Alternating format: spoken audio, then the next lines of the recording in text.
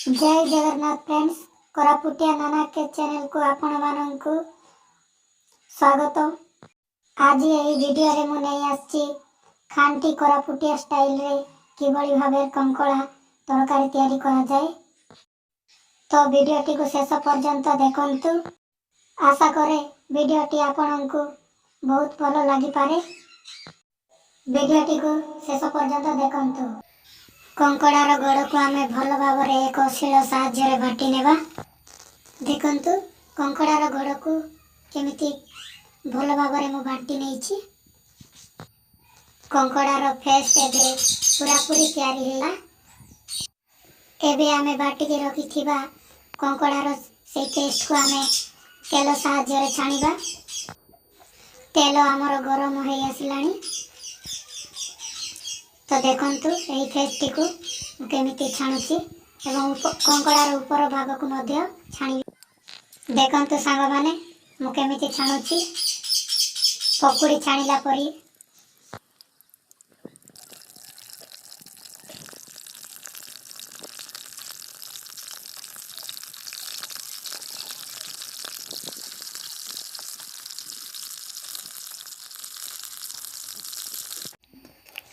एही परी भाव सब तक आमे छाणी नेबा। देखंतु सांग माने देखिया को केते सुंदर चिकन पकोड़ा परी दिसुची। एहा को एक स्थान रे आमे रखी देबा। देखंतु आमे सब तक आमे छाणी नैचे। टमाटो प्याज एवं कंचा लंका को काटी नै एक कढ़ाई रे अल्प टिके तेल देई 3-4 टी रसुन को छेंची देई ताइरे पकई देबा।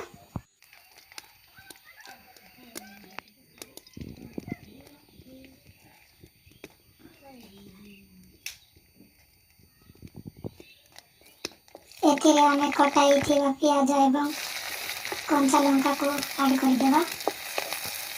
अल्प टिके भाजी नेबा प्याज को। प्याज सिझिबा पई अल्प टिके लूण देई या को भलो भाबरे भाजी नेबा। प्याज को आमे ब्राउन कलर आसिया पर्यंत भाजी नेछि एवं कटाई थिबा टमाटो को आमे एथिरे ऐड कर देले एवं हळदी देई आमे टिके भाजी नेबा एवं चिकन मसला ताइरे ऐड कर देबा। एबे आमे छाणी के रखिथिबा कंकड़ार पकुड़ी को आमे ताइरे ऐड कर देबा। भलो भाबरे टिके गांटी नेबा। देसी कुकुड़ार अंडा को पके नेबा एवं कंचा तेंतुली को तार पानी टिके पकेबा। एथिरे अल्प टिके पानी देई या को फुटिबा पर्यंत टिके छाड़ी देबा। तापरे धनिया पाउडर टिके पकेबा।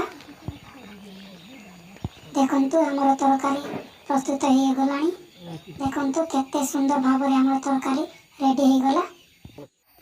जदि एही रेसिपी आपनको भलो लागि थाई तेबे कमेंट माध्यम रे निश्चय जणांतु। जदि मो चैनल को फर्स्ट टाइम देखुछंती तेबे सब्सक्राइब करंतु। पुणी देखा हवा आ एको न वीडियो माध्यम रे। रहूची। धन्यवाद।